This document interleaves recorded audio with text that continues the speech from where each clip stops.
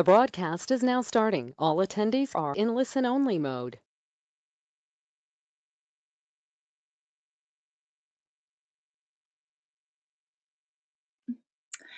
Good morning, everybody. Welcome to our 7th webinar, I believe, in China's Digital Consumer Webinar Series 2020. My name is Maxime Renfrew. I'm the Service Delivery Executive here at CBBC, and today I'm joined by Mark Tanner, the Managing Director at China Skinny, live from New Zealand. Today we're going to be talking about coronavirus and the impact on Chinese consumers and how brands should be responding. Very quickly, some housekeeping. I want to make sure that you guys can hear me so that you will be able to hear this presentation. You should have a panel, kind of like this one here. If everybody could give me a virtual hands up by clicking this little hand button, that will let me know that you can hear me. I can see a few hands going up, so that's perfect. I've also circled our question box here. I really want to encourage everybody to ask questions throughout the presentation. We will have a Q&A session at the end. And yeah, anything that pops into your mind, just type it in and send it. Even if you feel that it's not completely relevant to this presentation, we have Mark here for 1 hour this morning, so please do pick his brain. A little bit about CBBC. So CBBC, we are the leading organisation for UK-China trade here in the UK. We have offices across the country, including our central London office, and we're operating across a variety of industry sectors. Here on the consumer team, we cover the agriculture, food and drink sector, as well as the retail sector. Over in China, we have 13 offices across the country. That's including all of the Tier 1 cities. That's Shanghai, Beijing, Guangzhou, and Shenzhen. And we also have offices in the 2nd and 3rd tier cities as well. So as I said, this is our digital webinar series. We have so much content for you guys. It's all scheduled up until the end of July. Now, in light of yesterday's instruction by the PM to practice social distancing and to stay at home, here at CBBC we have made some efforts to increase our online content and to increase the frequency and availability of that content. So this series was originally a kind of bi-weekly timetable, but from now on we'll be trying to run a webinar once a week. So starting with this one, this is our bonus coronavirus webinar this month. In April, we will have 4 webinars. This will be across a variety of topics. So we're going to be starting with another coronavirus themed one from Zudu. That's on the 1st of April. Scott Muir will follow that up with a webinar featuring online reputation management from Regroup China. Adam Knight from Tong Digital will cover Chinese influencer marketing in the middle of the month, and we'll finish that off with a webinar from Redfern Digital. That's also going to be coronavirus focused. A little bit about our speaker today. Mark Tanner is the founder and the managing director of Shanghai-based China Skinny. He has provided China market growth strategies and research to around 200 brands.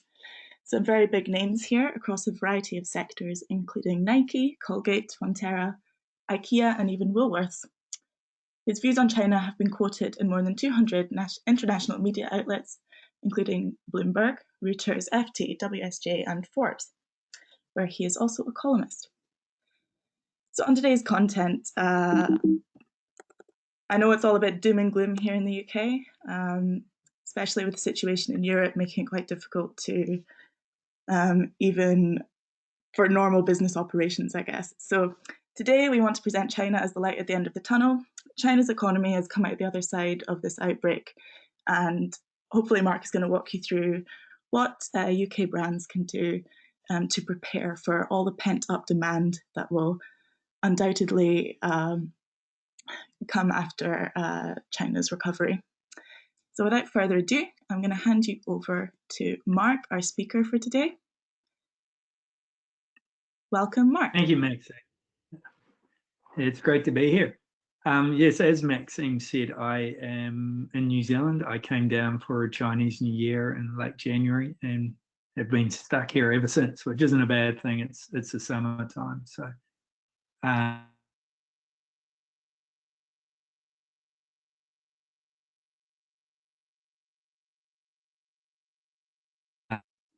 It's interesting. We're a little bit behind the UK on coronavirus. So they say about 7 weeks. A lot.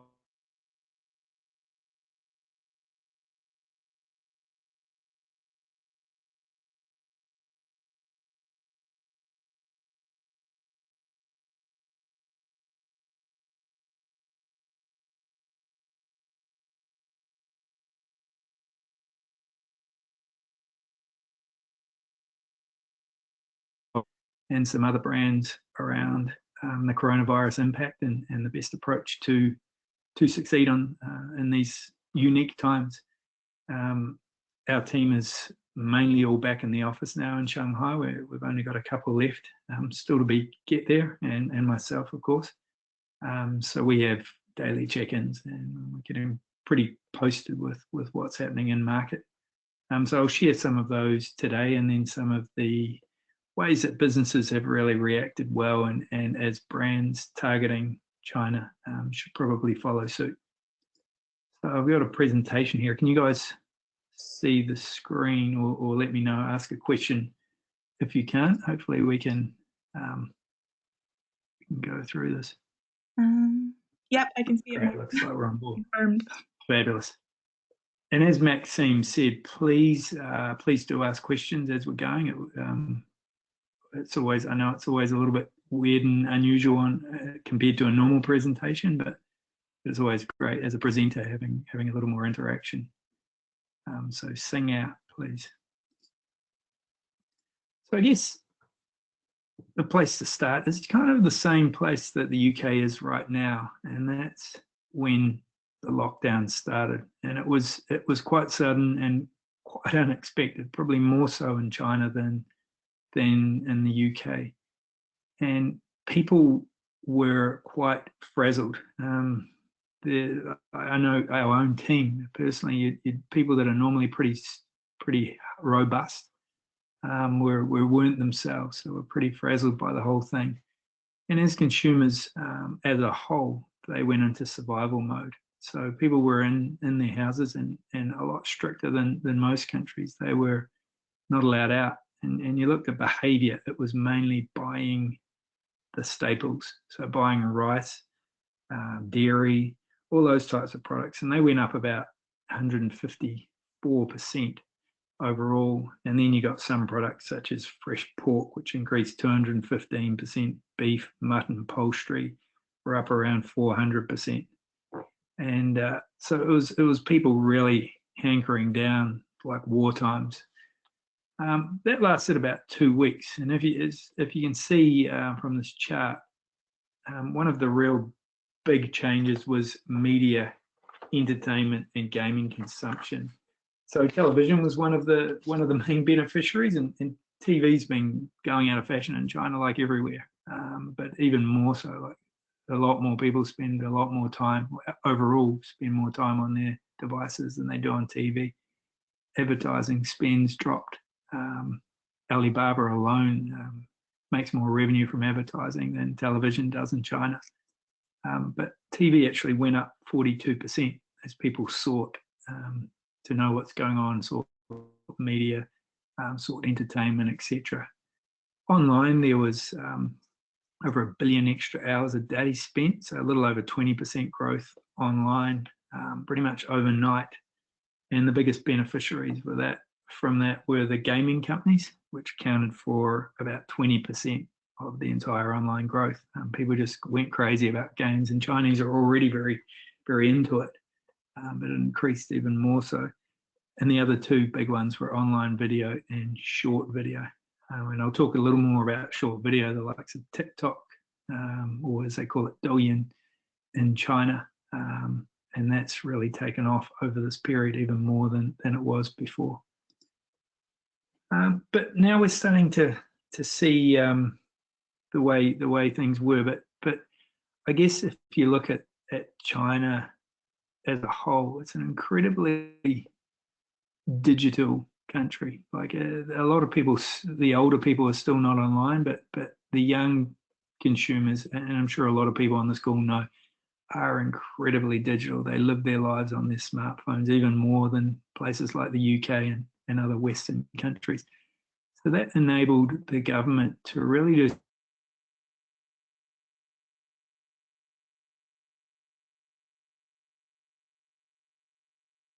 some clever things around how they stopped the spread or contain the virus. But they used a lot of technology in the way they did it. So they viewed data, the way people were traveling, where they'd been, who they'd been talking to, and all sorts of things like that to assess the risk of whether they had the virus or not, or would have the virus. And so they gave these what's called a health reading. So they got a green QR code if they were deemed low risk, and then yellow if they were medium, and then red if they were looking like they'd have the virus. So anyone with a green, unless you had a green QR code, you couldn't really go anywhere. You couldn't get into transport, you couldn't get into parks or any type of public area without showing your green QR code. So that really helped use AI and digital and things to really help contain things. They also have a lot of facial recognition in China. Of the top 10 cities in the world, London is actually one of them, but 8 of the top 10 are all in China. And the technology is just getting better and better. They can read people's or identify who someone is even when they're wearing a face mask. They can tell their temperature now, so it really helped if people were over that 37.3 degrees. They'd really be able to make sure that they kept them out of hot areas where they could spread. And as a result, they've obviously done remarkable. They had drones going over, telling people to put on their masks, face masks, if they didn't. It was very sci-fi novel type stuff. But the result is there hasn't really been any or very few new contractions of the virus in the last few, well, over a week now. Most of the new cases are all imported, mostly returning Chinese from overseas, but that's been their biggest issue, is really containing those imports. But as a result, things are really starting to bounce back, and you're starting to see the cinemas opening, and the cinemas were one of the first things that were shut, and your parks, your public parks are opening, restaurants are even opening, but with new rules, like you've got to sit a bit further apart, you've got to register when you go in, they take your temperature, etc., etc. You're also allowing people to take off face masks outside when they are not in really crowded spaces. So it's definitely loosening up, and you can see consumers are really coming to life again. They're not. They're actually a little bit more confident the way that the government's handled things and in place, and they're reading a lot of what's happening overseas. A lot of it's fake, but they're really quite proud of what China's done, and as a result, they're quite confident. And the great thing about confident consumers is they start spending a little bit more. One of the telltale signs that they're feeling good about things is one of the provinces, Xinjiang. It's the far west, and it's the least populous province in China. But they, aside from Tibet, they have just started schools again. And that's when you really know they're feeling pretty good about things, because Chinese do not take any risks with their often precious only child. So there's other signs that the other provinces will follow. So a lot of really positive things in China. But it's still not discounting the fact that China has taken a massive hit, like everyone. But with the lockdown, it just ground everything to a halt. Retail sales dropped more than 20% in the first 2 months of the year, and 3 weeks of those 2 months were actually quite normal. So obviously since 20th of January, that lockdown, things have really plummeted. people have been forecasting, they've looked to the likes of SARS and other major crises in Chinese history to try and get a reading on how things will return. And SARS was quite interesting. Like it was 17 years ago. China's GDP that year in 2003 actually grew 10%. And that was actually faster than the year before at 9.1%. So there was a lot of pent up demand when everything improved and things were incredibly positive. But I think comparing SARS is optimistic at best.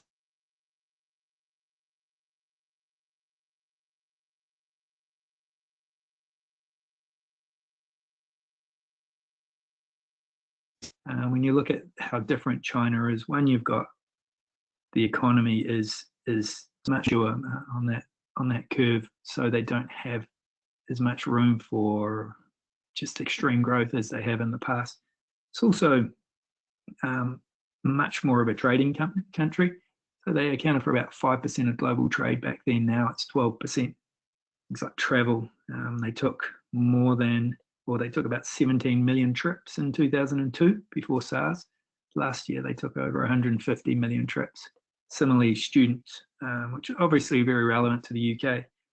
There are about 100,000 students traveling abroad, and that is now around 800,000 or 700,000 as of last year. So China's impact is significantly greater. Its interconnectivity with the world is significantly greater. So it's unlikely that we can take too many learnings or we can be as optimistic as we were after SARS. But I guess most importantly, and the biggest difference with what happened with SARS is just how dire the situation is outside of China. And I think that's what China is most worried about now, more than their own economy, but just what's really happening outside of it. That didn't happen in the same way with SARS, although China is less reliant on exports now as they were back then. Their domestic economy and consumption is significantly stronger and much more of a larger share of the economy. But it is still a significant part of the economy and obviously has a bearing on confidence for consumers, etc. But they are really trying to stoke the economy. There's trillions of dollars worth of infrastructure build in the pipeline. A lot of cities are giving out hundreds of millions of RMB worth of vouchers to try and stoke consumption, vouchers to restaurants, tourist sites, bookshops, all that type of thing. They're trying to get people out. And consumers are feeling a lot more positive than in most economies. So as a whole, it's not going to be a pretty year relative to SARS, which grew 10%. We'll be lucky if we get a third of that. But at the same time, as far as if you're looking at economies around the world, I think China is definitely looking the most rosy of anywhere. They're looking like it will return to relative normalcy a lot quicker than any of the other major economies anywhere. So if you are looking for growth, I think you're backing a good horse by focusing on China. And here's some charts, just I'll quickly go through these on just what has happened in China the first couple of weeks, and then just how things are improving. Some of the big changes are things like property sales, which just went really flat.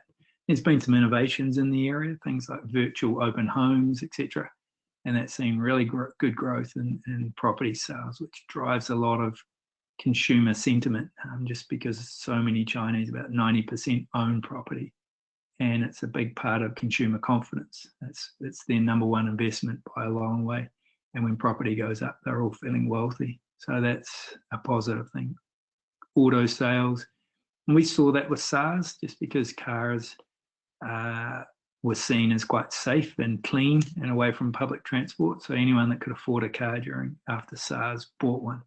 And we're seeing things, obviously, they're still only about half of normal rates, but it's increased a lot since the other areas. Restaurants, again, still very low, but they're looking more and more positive.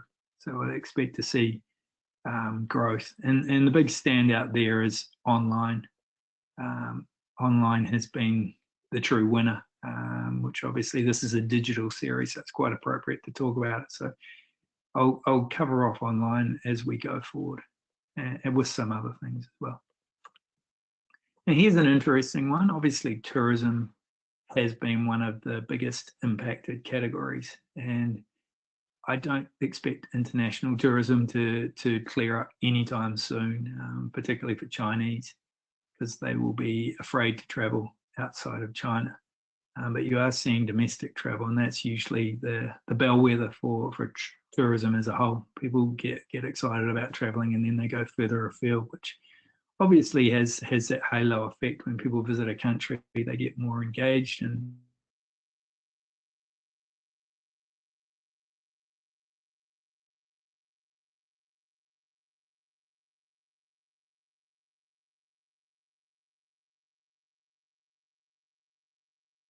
affinities with that country and with the products, and are more likely to buy those products and services when they return. And it'll bounce people feeling a little more confident and things returning a little more to normal. But obviously, with that chart, still a long way to go.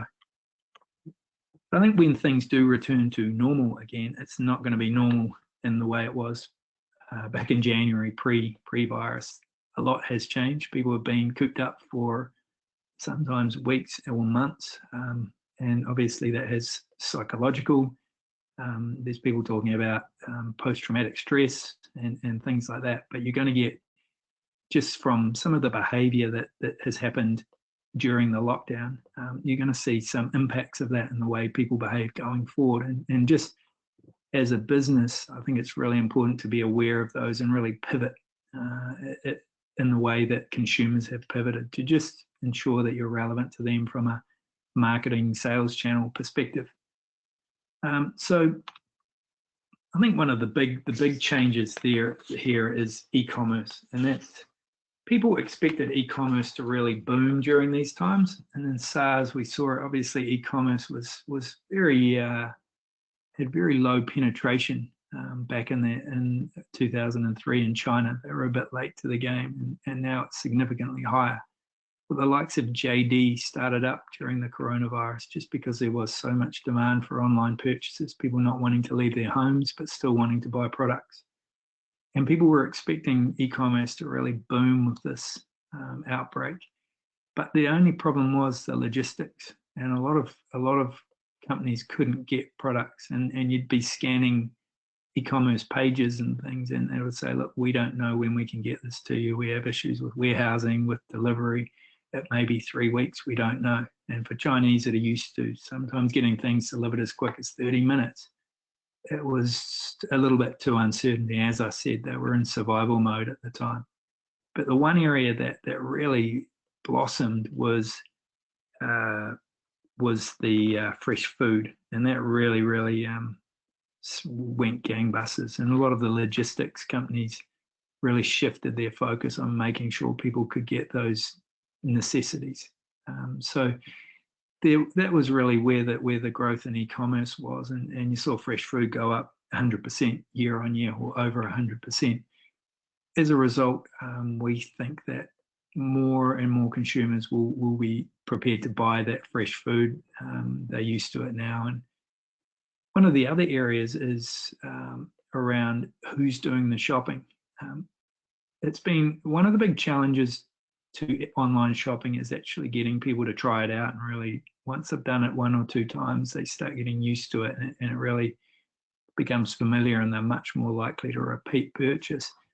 And in China, almost all consumers who shop are under or born after 1980, so they're under 40. And this coronavirus, just because people were locked in, they had to really, no matter how old they were, where they were, they had to purchase their food and supplies online. So you got a lot of people that had never purchased online that went on for the first time and were buying their food and whatever else. As a result, we're seeing a lot older demographic shopping, and these have traditionally been quite hard to reach as brands and products and services. Similarly, the lower tier cities who have been a lot slower in their adoption of e-commerce, they've got online a lot over this period.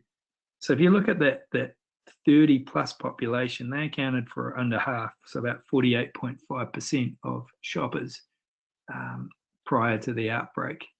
And since the outbreak, they're almost at 60%, so they're at 59.5% of shoppers. So a massive growth as a share. Similarly with tier 3 and lower cities, which makes up the lion's share of the population in China. Very difficult to reach, very elusive, very fragmented retail chains and distributors. But now a lot of them are shopping online. So as a share, they've gone from 57% to almost 70% of all online shopping. So we expect as they've developed that behavior that they're much more likely to continue buying online. So again, it really does reinforce that the strength of e-commerce in China.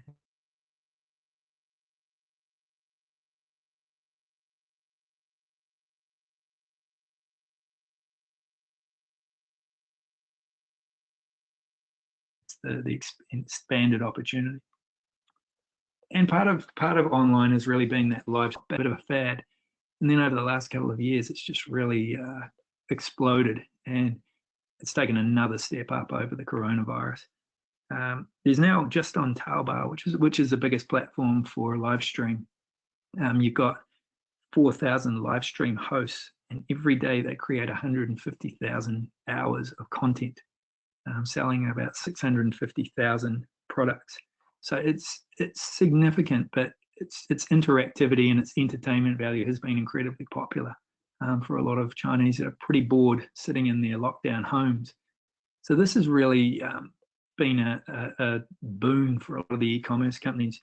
We've seen the audience jump 35%, and they're spending a lot more than they have on normally on live streaming. So they're spending more and more people are using it. And you're starting to see live streaming used in more and more events. So gym instructors are using it now because people aren't going to gyms.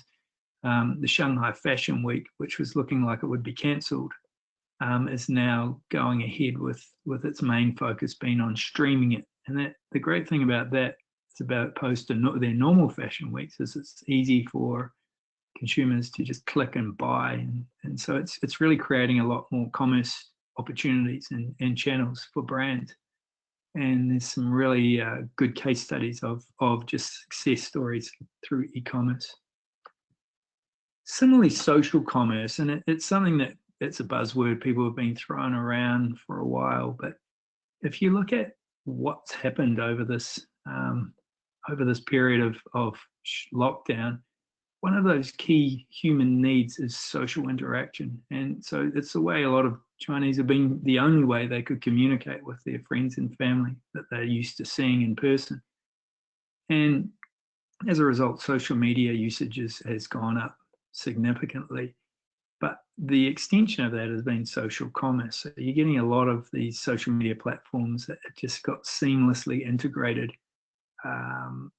commerce options, and it's already last year it was already booming. It grew. Just WeChat mini program commerce grew 160%, and it was from a relatively small base. But now, as of the end of last year, it was about 800 billion RMB. So that's about half of what JD's sales are, and JD being the second largest e-commerce platform. So it is actually becoming a real significant channel to sell from.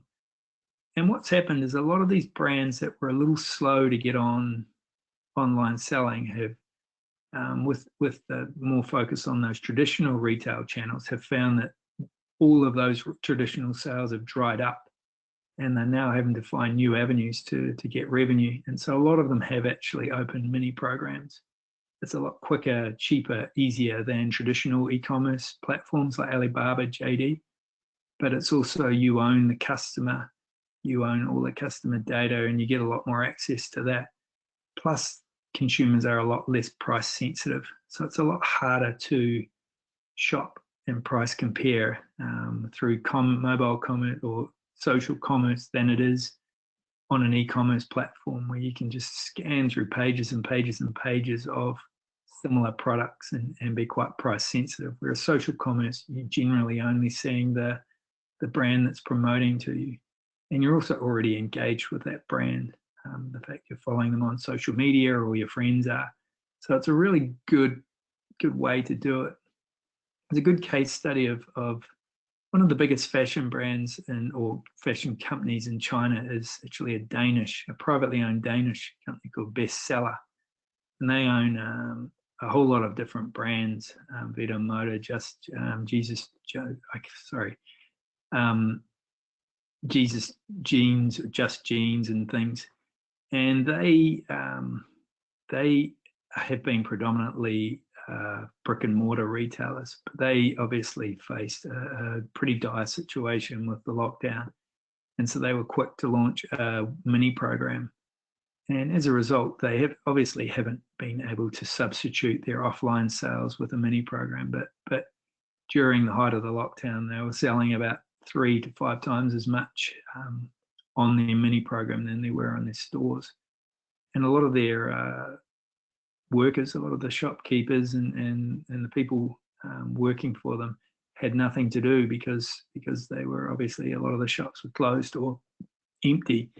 So they would encourage them to get out and tell all their friends about the social commerce and share and would be paid commission. So for them, it was kept their staff engaged and also opened up a whole new channel that they didn't have before. So when everything turns back to normal and people are back shopping in stores, they still have this additional channel, which is great for marketing and another sales channel as well.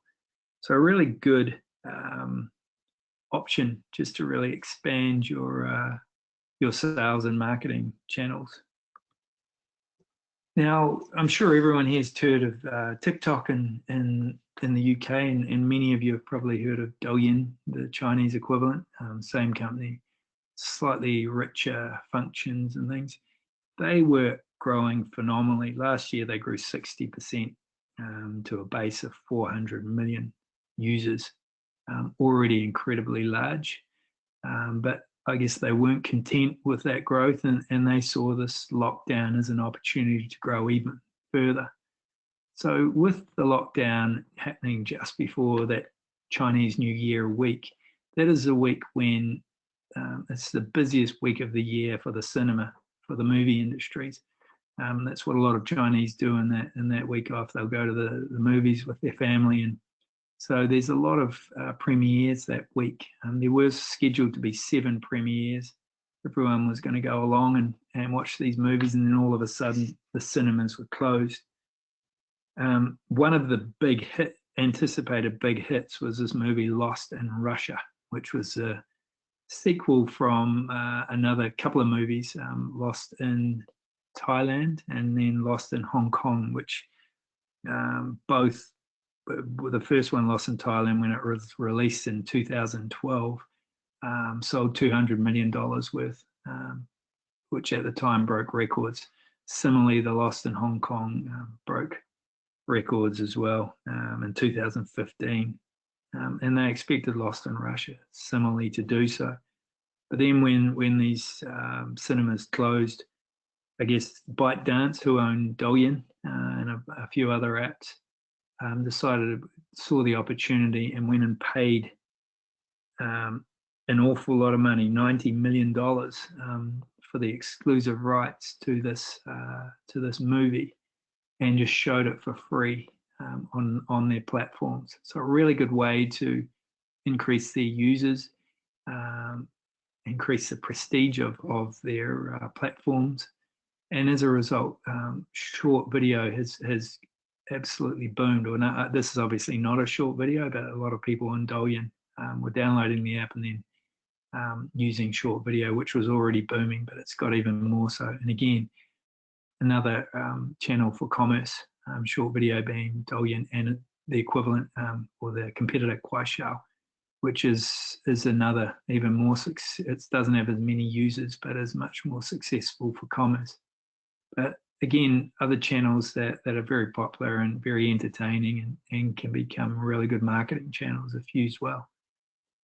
So that's a few of the digital channels, but something that's often overlooked is remote working. And I'm sure it's happening a lot in China right now, and sorry, in the UK right now, but in China, that a lot of businesses were getting their infrastructure improved to do this remote working.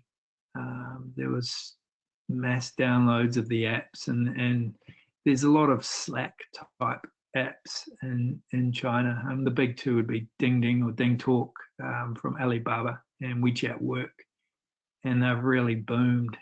It's something we've been using for quite a long time. It goes really well with the Chinese team, and it works well for a lot of the team who travel a lot. But you'll get more and more businesses in China that will use this and are set up now and are likely to use it even when they return back to the office. A lot of people say that everyone will be remote working as a result of this. I still think that people need that social connectivity in real life, but there may be more people using this remote working.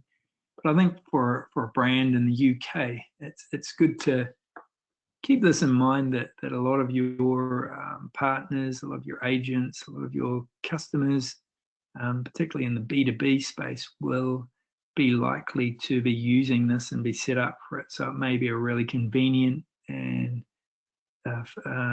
great way to communicate with these guys and potentially track orders and all that type of stuff, make orders. So it could be worth considering to really for your B2B side of the business, even if you're a consumer focused company. Now, as far as that's some of the channels that we think, but I think it's also worth noting some of the behavior that is likely to result. And we expect there'll be two types of consumers at the end of this. One will be the people that have been stuck in their home and cooped up and feeling like caged animals. And when as things are starting to open up, they'll let loose and they'll get out more than ever. They'll go to restaurants and to pubs and whatever else, a lot more. They'll be traveling domestically initially, but they'll just want to get out. Now they're free again. But we think a larger group will be these people that have spent a lot more time in their homes and are actually kind of pretty happy with home life. They're spending more time with their family. They're cooking more at home. And as a result, they probably want to spend more time in their home than they were before the outbreak and spend more on their homes. So we expect that, and we saw the early signs of it when recently there was the Women's Day e-commerce festival on the 8th of March, and that saw some real growth in home type products. So it was kind of things like toasters, ovens, air fryers, they're all up around 80 to 150%. All these types of kitchen appliances, obviously people are eating at home.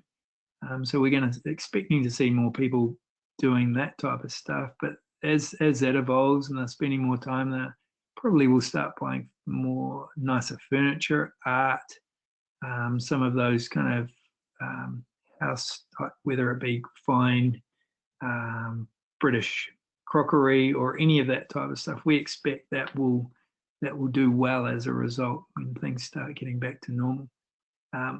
Also behavior. People are working a little more at home. They are exercising more at home even. People would, because they haven't been able to go out, they've been live streaming instructors, etc.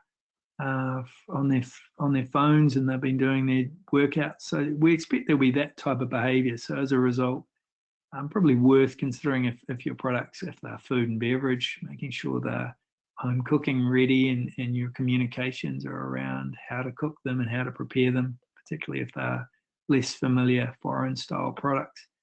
Just things like that to really, really think of.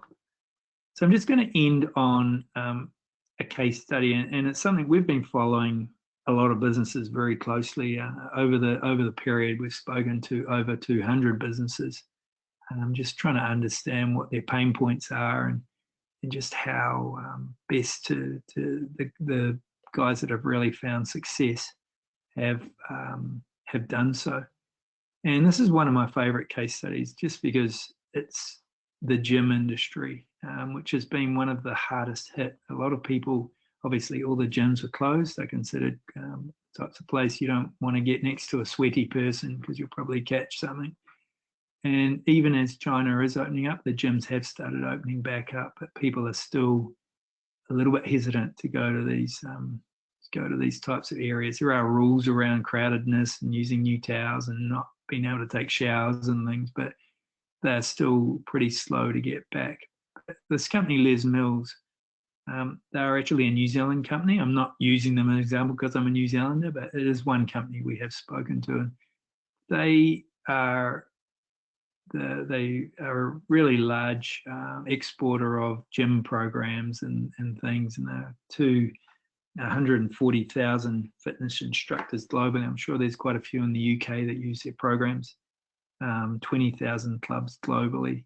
They're actually surprisingly New Zealand's largest music exporter, just because all their programs have music with them, and they create a lot of jobs for a lot of the artists in New Zealand. So quite a cool company.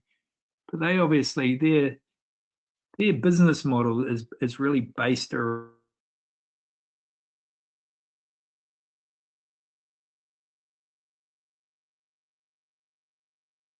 the sustainability of its clubs and its instructors. So obviously all the clubs are closed, all are do their classes. So they were incredibly worried about what would happen. And a lot of businesses like them, and we've seen it, have just kind of buried their head in the sand and gone into meltdown. But Les Mills didn't. They looked at how they could best see the opportunity in this, and really, I guess, if you delivered lemons, make lemonade.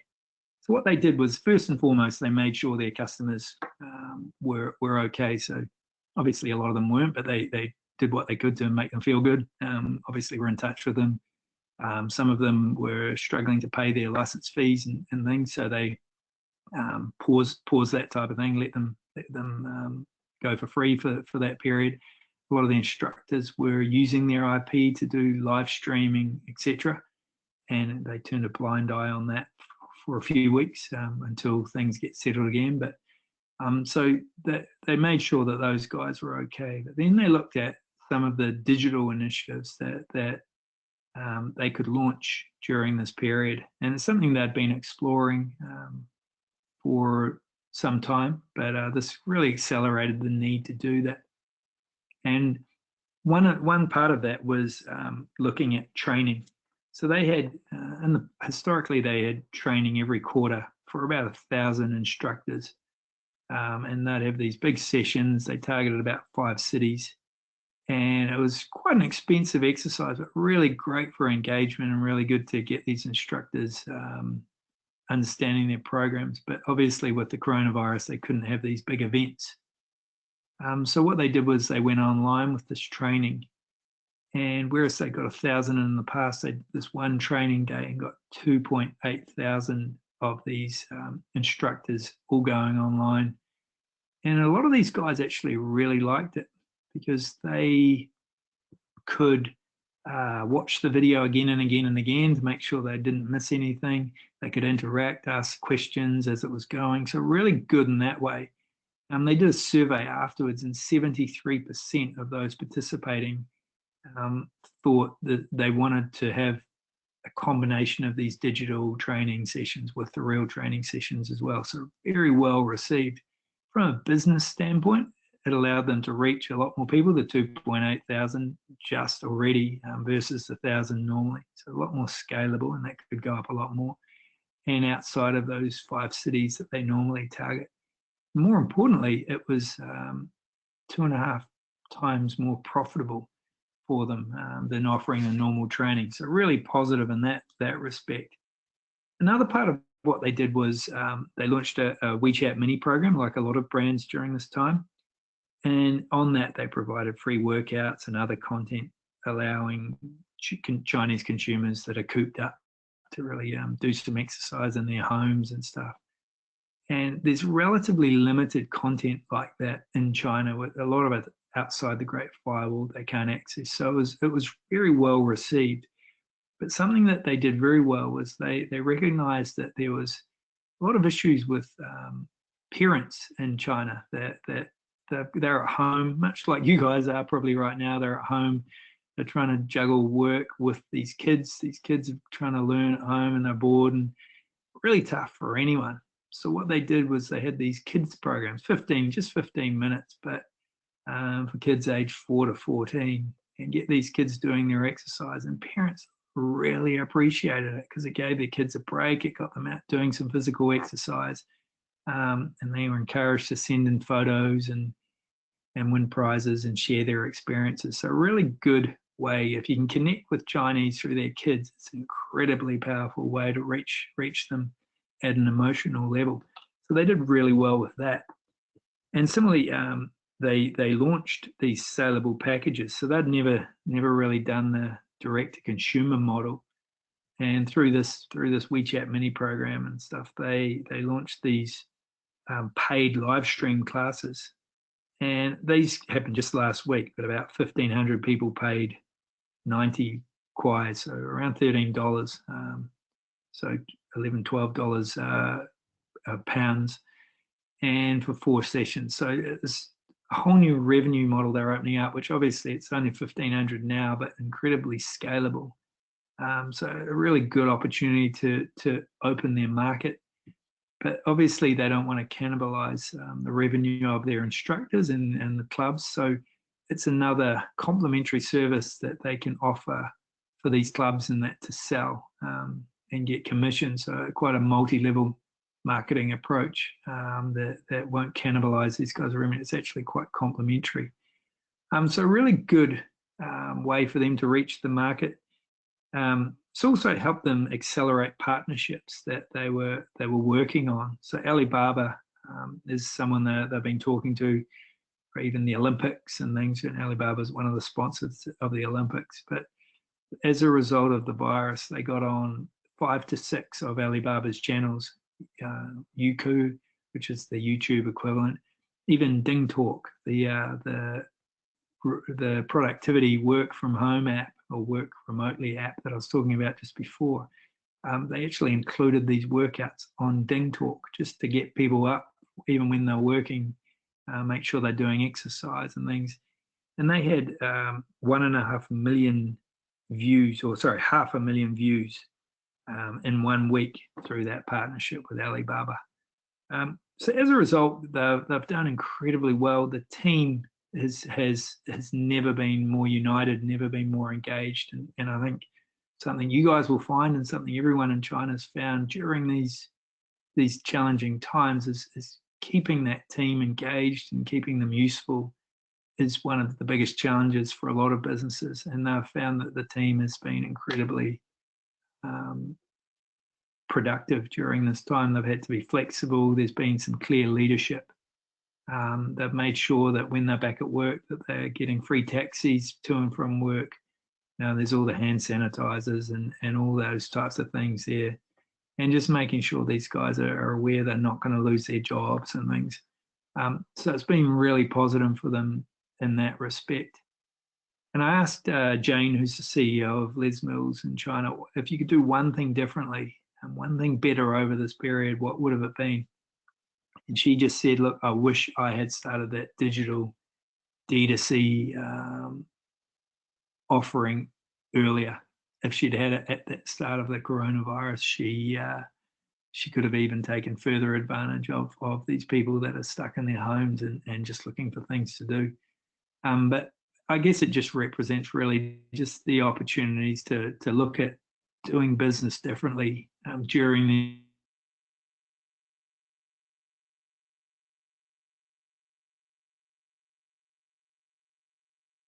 challenging times. Look at different channels, look at different platforms, look at how people are, and obviously watching. But we know that people are having a tough time with their kids at home, so anything that can kind of divert that will be well received. So it's a really good case study, not just for times of virus, but at any time. That really it's a good, if you can and you have the chance and the capacity to really look at how you do business a little bit differently and open up new opportunities. It's definitely worth really considering.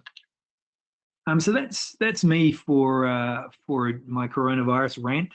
But I guess probably the most important thing you can take away today is some of you may already be on our China Skinny newsletter. But if you're not, I think the most important thing I can say to you is just go to chinaskinny.com and subscribe to the newsletter. It's the most read globally about marketing in China, and it's a really good way just to really keep up with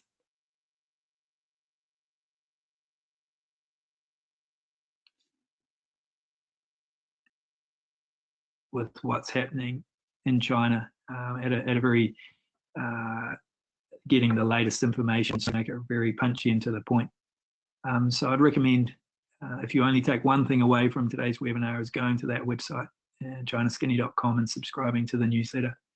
And also, if you can, tell your other colleagues and contacts that are focusing on China.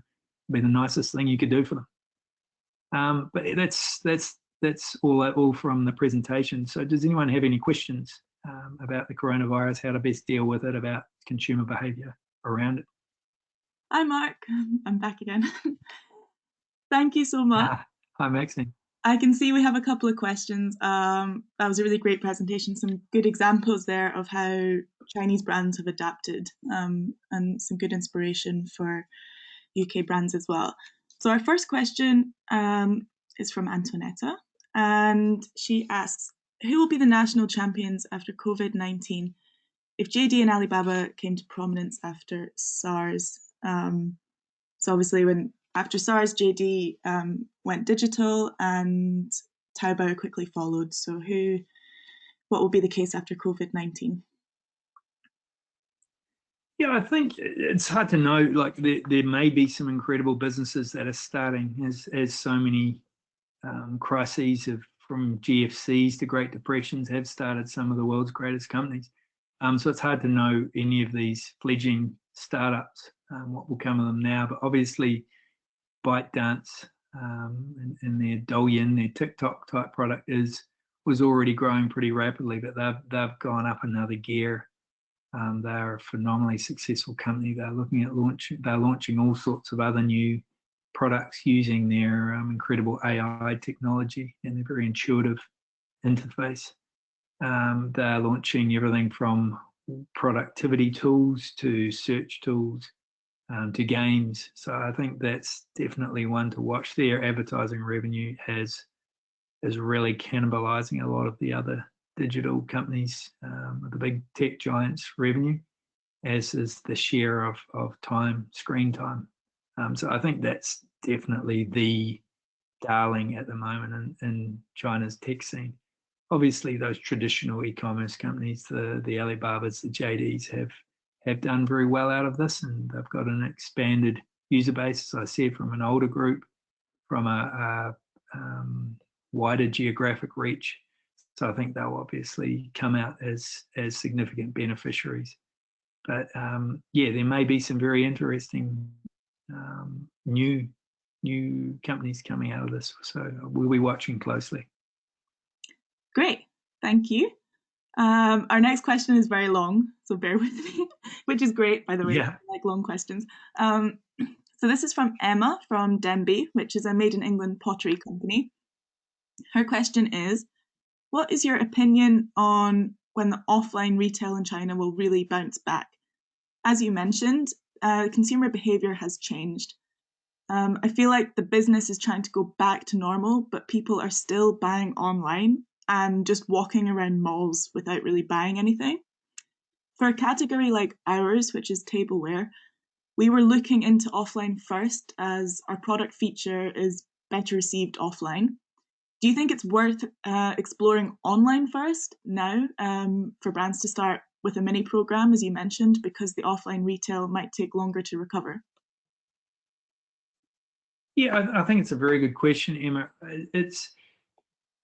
I don't think it's one or the other. The two are incredibly complementary, and obviously online to offline, O2O, has been one of the trends for the last few years in China. And when a consumer can touch and feel and hold your products, it definitely helps even your online sales. I think online shouldn't just be seen, or e-commerce or social commerce shouldn't just be seen as a sales channel. It's also an incredibly important marketing channel as well. You'll see a lot of Chinese going into stores, and even if they're going to buy in that store, they'll often look up these products online first because they're so transparent. E-commerce sites are incredibly deep and detailed in China. If you look at a Taobao or a Tmall or a JD page product listing relative to an Amazon listing, there's 20 to 30 times more information. So everything from the brand heritage story, which is obviously very important for Denby, to how to use your products and everything from being British gentlemen when they're using their products. That type of thing is incredibly valuable and something that is really easy to push on the online world. And obviously the customer reviews, which are very, although there's a lot of fake reviews, they're very transparent. So a lot of these consumers will, although they might be buying from a physical store, will still go and check what are people saying online about these types of products, as they do a little bit in the UK, but much more so in China. So I think in the perfect world, yes, your products are great, and it's really good to have them in a physical presence, particularly positioned in the right retailers, etc. But at the same time, if you don't have that supporting digital, it will. I don't think you're getting anywhere near the making the most of that opportunity that you could, even in that physical world. Cool. Thanks very much. Question number 3 from Jack. SME retailers who stock international brands in China will have been hard hit by the lack of footfall and the lockdown. Have we also seen them having success online, or have they struggled to adapt in the same way? Yeah, there's no like set rule. There's some companies have been incredibly agile and flexible. You've got noodle sellers on the street that obviously took a massive hammering that have gone online and are selling their products. So you've got the smallest one-man band that's adapted really quickly, whereas you've got some pretty large companies that haven't, and they've paid the price for it. And if you look at a company like Carrefour, they've been in market for decades in China, and they just weren't making a profit. They were getting outsmarted and out digitalized by a lot of their competitors. Obviously, they sold up recently. The vast majority share to Suning, one of the other supermarket chains in China. And last quarter, Suning just announced the first time Carrefour has actually been profitable in many years, because they implemented these digital initiatives, everything from delivery to WeChat mini programs and things like that. So I think it's right from your very small sole traders through to your SMEs to your large companies. Those that are adaptable and do have that combination of online and offline, and do it well and do it integrated and make it relevant for China, are going to be successful. Or in most cases, in a lot of cases, will be successful. Whereas if they're not doing that, in many cases, they're on a hiding to nothing. So it's almost a kind of survival. You've got to be integrating these types of channels and strategies. All right. I think we have time to squeeze in one last question. You're getting bombarded with questions here, which is good. You mentioned that homeware products and furniture are likely to be the winners as consumer spending habits change. Which categories are looking more challenging for the next 12 months? It's a really good question.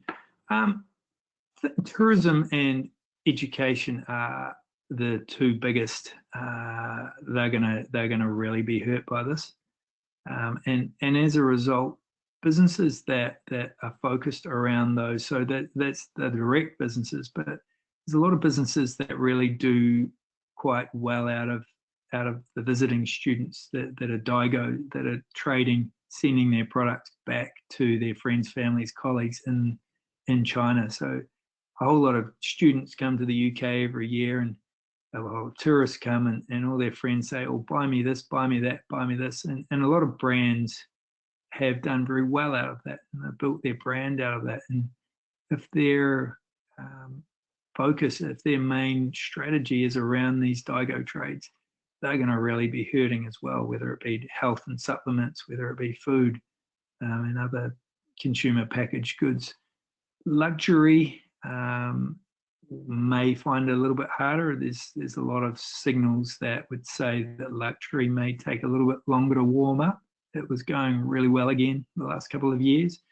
But again, when you're in survival mode and you're showing a little bit of post-traumatic syndrome, the last thing you're wanting to buy is probably handbags. You've just spent this time in your house reflecting about what's important to you, your family life and all that stuff.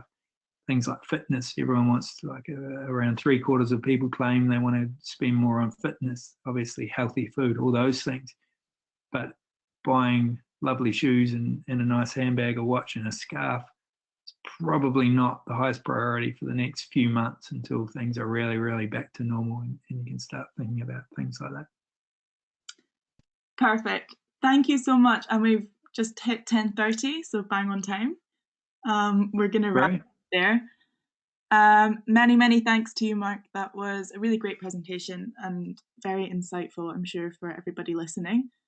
If anybody would like to contact Mark or have any questions about the content of this presentation or any other questions for China Skinny, I will be sending follow-up emails to everybody with all of Mark's contact information, as well as any information about China Skinny and their newsletter as well, which I can confirm is very, very good, and I read it all the time.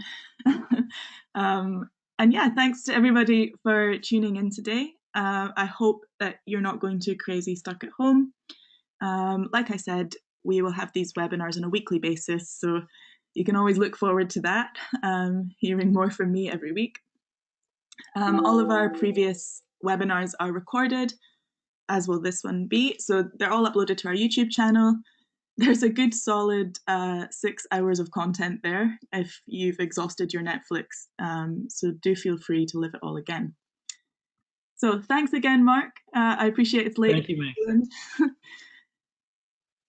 All right, take care. Stay healthy. Yeah, bye. Bye-bye.